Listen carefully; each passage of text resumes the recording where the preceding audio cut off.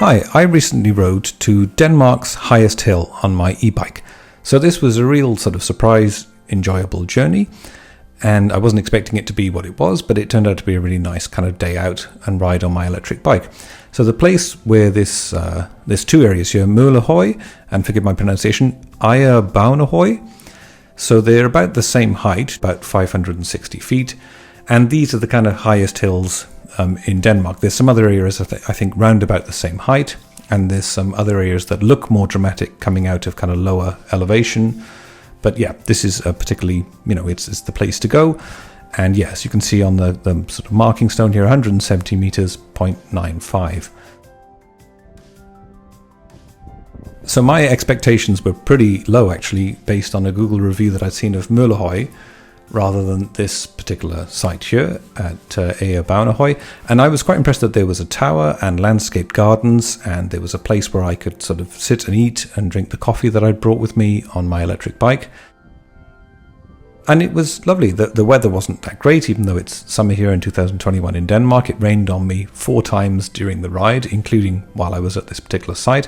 But I liked the fact that there was a sort of tower there, and for a small fee of I think 5 Danish crowns, you could go up the spiral staircase and get quite a nice view actually of the surrounding landscape. And I realized here that I shouldn't be sort of filming myself but concentrating on the stairs. Yeah, you could see quite a lot from the top. The other site that has the other high point is just by some of the farms in the background. I didn't go there this time. I think I'll go there on another trip because I'd like to go back. And there were various markings here explaining the site, and I think it's been renovated maybe in 2002 after originally being built almost 100 years ago. So it was a great site, and nice that you could go up, and other people there seemed to be enjoying it. And a really sort of commanding view of the landscape that's there, and pointers as to which direction you're looking, and the places that you can see from the top. And as we'll see at the end, I was expecting something completely different based on Google reviews, because I'd sort of clicked on the adjacent site, which is almost as high, I think, but yeah. So yeah, nice site, and I was the only person who'd cycled there who'd come by bicycle. And there was a kiosk there where you could buy some souvenirs and some snacks, and there were public toilets there for free, which was great. And I was slightly confused whether I was in the right place when I got there, and there was this lovely lady who explained I was in the right place, and she was a bit apologetic that, me coming from the UK, it wasn't higher. I used to live at a far higher elevation than this elevation at this site, which is Denmark's highest hill. That doesn't matter. I was really happy to be there. I've been meaning to go for quite some time, and finally got around to doing it because of being able to go there on the electric bike. And there was this music playing that we'll see an information plaque about it in a minute, this kind of contemporary sort of avant-garde music that was a sort of commemoration of reunification in Denmark that just sort of played randomly at certain periods during the day, and it just happened to play as I was coming down the stairs.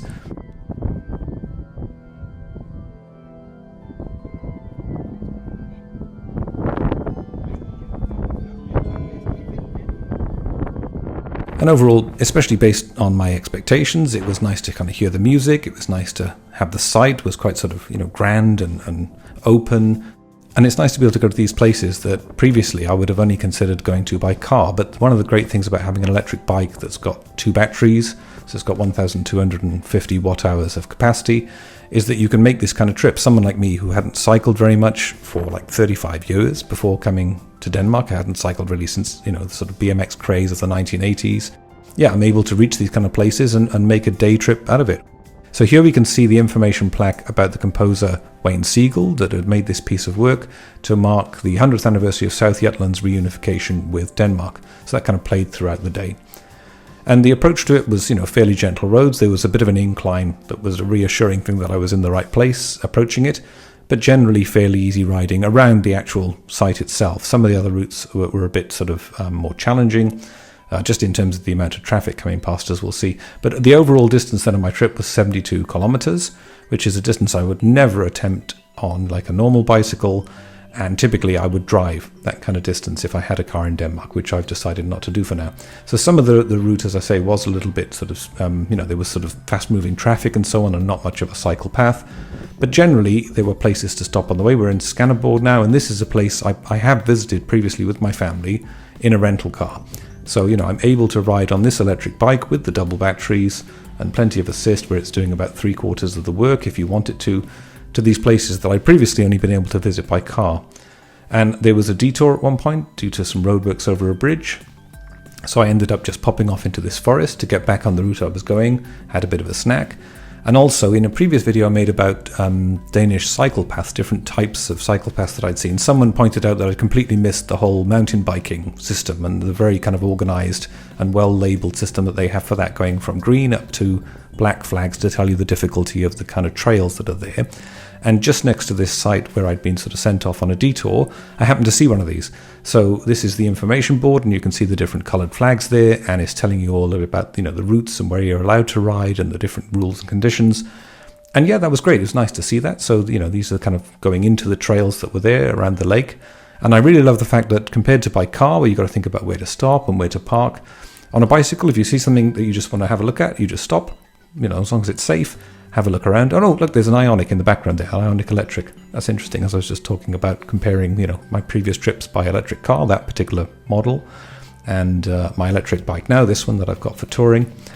And yeah, you can just stop, and here I had I finished off the rest of my coffee and had some water and just looked out at the lake, and it's a lovely thing to do. It's a really nice way to get around. And one of the things that did irk me in the area around Skanderborg was that it was a kind of polluter privileged setting on the lights, where most of them were red for cyclists by default until you rode up, or they had to wait to change, and green for cars by default, even though there were these signs saying, thanks for cycling. And another thing I noticed in this particular place, which I've seen in other parts of Denmark just riding around locally, is when you come to a point where you reach a point where you think it's going to open out into a vista or a viewpoint, there's nothing there. There's no bench, and actually often it's just private land. Someone's going to build a house, or it's just, housing at the kind of best viewpoint.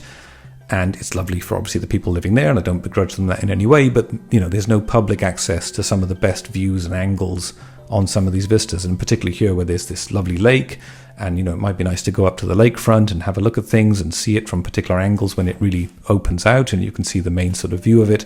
But no, it's all kind of private housing and private views. And you can see me in the reflection there as I'm riding past quite slow. Yeah, and not to kind of belabor the point, but yeah, you can see here that all along the kind of lakefront, where you might expect there to be some kind of viewpoint, it's just private housing, private housing, private housing. So yeah, that's just the way it is, it seems, but that's a trend I've seen in other places. Maybe that's restricted to where I am here in Denmark, in the particular part I'm in. Yeah, I don't know. It's quite surprising. I wasn't really expecting that. I thought there'd be more kind of public facilities and public viewpoints. Sometimes there's alternative places you can go, but yeah. So overall, though, great day trip out. Really impressed by this particular site. Really nice facilities, really well organized, clean, and nice areas to be around, and landscaping and places to sit and have a snack. And again, I wouldn't have done it without the electric bike, so really good for that. But my expectations were set by the site that's next to it, this Møllehøj, where it's about the same height of about just under 171 meters, but people are making these jokes that you can make the ascent in a few minutes because it's such a gentle kind of hill. Basically, it's just this is showing where it is kind of on the map, and I hope to go back and see that other site. But yeah, in another update, just for the video I literally just previously put out, it seems that the four-wheeled pedelec, pedal-assisted bicycle called Bihybrid, has now gone bankrupt. I was thinking about its prospects and the insolvency that they'd announced, and some of the comments on that video sadly made me aware that it seems to have gone, and unless people buy out the intellectual property, that may not ever see the light of day, which is a real shame.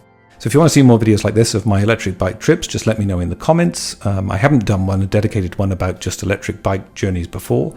And this day trip in particular was nice because it made a change from the usual kind of wheat fields that I see local to where I live. And it was nice to see different landscape and different elevation and so on. But yeah, it was really fun and something that normally I would do by car, even if it was electric car. And it's enabled by this kind of really super assist long range electric bike. So yeah, so if you'd like to see more videos like this, just please let me know. If you'd like to see more videos from me, please subscribe. Thanks for watching, and bye for now.